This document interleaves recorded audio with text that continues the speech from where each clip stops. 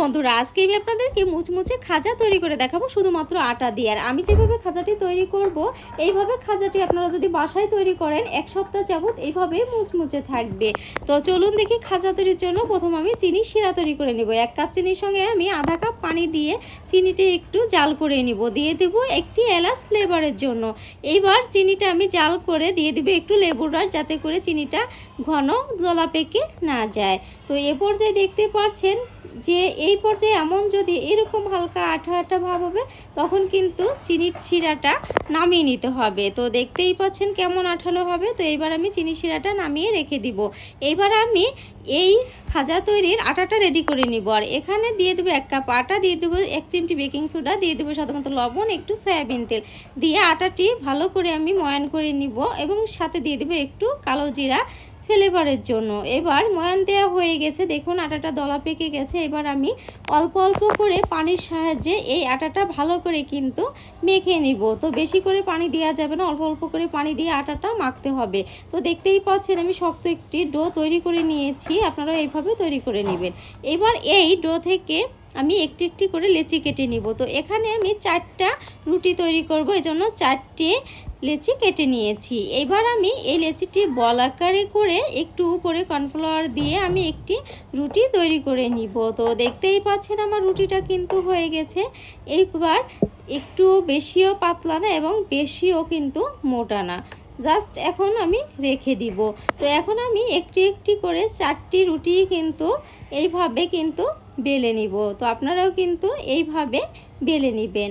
তো রুটিগুলো আমার বেলা হয়ে গেছে। এবার আমি উপর থেকে একটি রুটি নিয়ে এবার দিয়ে দেবো সয়াবিন তেল, দিয়ে রুটির উপরে মাখিয়ে নিয়ে দিয়ে দিব একটি কর্নফ্লাওয়ারটা ভালো করে মিশিয়ে নিয়ে একটি একটি করে উপরে আমি 4টা রুটি কিন্তু এই সমানভাবে দিয়ে দিব। তো দেখতেই পাচ্ছেন একটি একটি করে রুটি দিচ্ছি, একটু তেল কর্নফ্লাওয়ার দিয়ে আমি ভালো করে এই মিশিয়ে নিয়ে আবার উপরে আরেকটি রুটি দিয়ে নিচ্ছি। তো এবার সবগুলো রুটি কিন্তু আমার দেওয়া হয়ে গেছে। এবার আমি একটি রোল করে নেব মুড়িয়ে। তো দেখতেই পাচ্ছেন এইভাবে আপনারাও রোল করে নেবেন এবং ভালো করে পাশটা কিন্তু রোলের মিশিয়ে দিতে হবে এইভাবে হাতের সাহায্যে, যাতে ফুলে না যায়।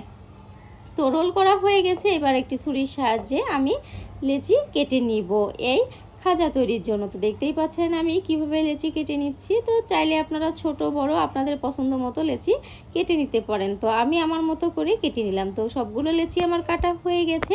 এইবার আমার বেলে নেওয়ার পালা খাজাটা। তো এইভাবে আমি খাজাটি হাত দিয়ে চেপে ধরে লম্বা লম্বা করে এইভাবে আমি একটু চেপটা করে বেলে নিব। তো দেখতেই পাচ্ছেন আমি কিভাবে বেলে নিচ্ছি আলতো হাতে। তো আমার বেলা হয়ে গেছে খাজাগুলো। এইবার কড়াইয়ে তেল গরম করে নেব। হালকা গরম হলেই কিন্তু আমি এই খাজাটা দিয়ে দিব। কোনো পর্যায়ে কিন্তু চুলার আঁচটি বেশি বাড়ানো যাবে না, হালকা হিটই থাকবে, তাহলে খাজাটা বেশি মুচমুচে হবে। আর না হলে পুড়ে যাবে, কিন্তু মুচমুচে হবে না, নরম থাকবে। তো এই পর্যায়ে আমি সবগুলো কিন্তু খাজা এইভাবে ভেজে নিব। আর ভাজার সময় অবশ্যই কিন্তু খুন্তির সাহায্যে তেলগুলো একটু ভালো করে এইভাবে একটু ছিটিয়ে ছিটিয়ে দিতে হবে, যাতে লেয়ারগুলো সুন্দরভাবে হয়।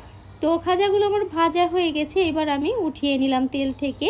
তো অবশ্যই কিন্তু চিনি শিরার ভিতর দেওয়ার আগে এই খাজাটা কিন্তু একটু ঠান্ডা করে নিতে হবে। গরম অবস্থায় কিছুতেই দেওয়া যাবে না, তাহলে কিন্তু নরম হয়ে যাবে। তো খাজাটা আমার ঠান্ডা হলে তারপর আমি চিনি শিরার ভিতর দিয়ে এইভাবে একটু নেড়ে চেড়ে নিয়ে কিন্তু নামিয়ে নিব। দেখতেই পাচ্ছেন কত সুন্দর হয়েছে।